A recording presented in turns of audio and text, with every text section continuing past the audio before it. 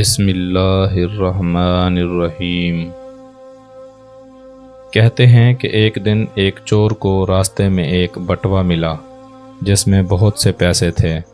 اس بٹوے پر کوئی دعا لکھی ہوئی تھی اور ایک خانے میں بٹوے کے مالک کا نام اور پتہ بھی رکھا ہوا تھا۔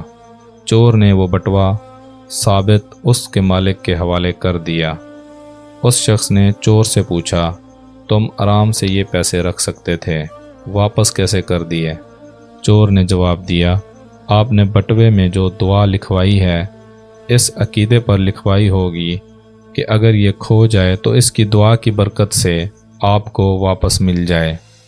میں چور ضرور ہوں لیکن صرف مال و دولت کا، کسی کا عقیدہ چوری نہیں کر سکتا۔